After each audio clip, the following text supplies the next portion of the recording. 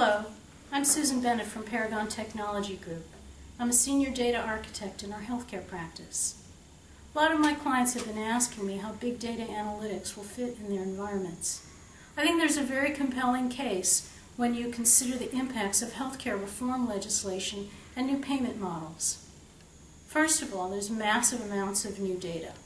Things like doctors' clinical notes, x-rays and scans, and the output of medical devices and apps all need to be integrated into your analytic environment in order to be able to address today's complex healthcare questions.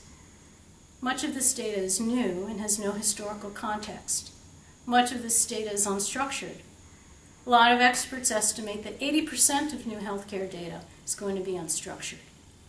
You're going to need a lot of subject matter expertise and new tools to capture this data. And that brings us to data sourcing. Much of this new data is going to be owned by external partners, often voluntary partners. You won't own the data, and you won't control the data. Many of us have already experienced the challenges of linking data between different programs inside our own organizations. You're going to need a much more sophisticated data governance program and data quality program in order to share data across external partners.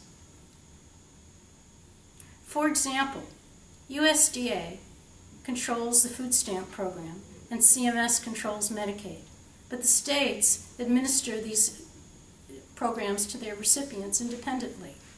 There's a lot of overlap between these two populations. Many states use exactly the same criteria to grant food stamps and Medicaid to their residents.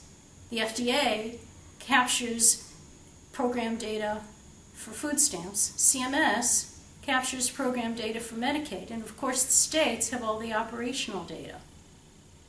Imagine the possibilities if you combine FDA data, CMS data, and state data, and then overlay that with live clinical information.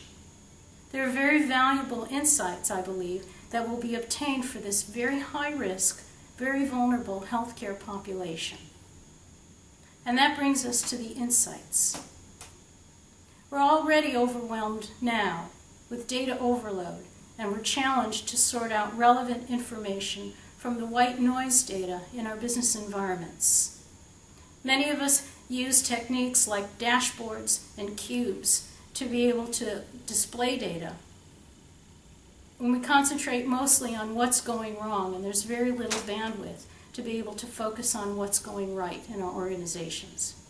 New visualization tools will allow us not only to display the data, but to be able to understand the data well enough to predict outcomes and eventually influence outcomes.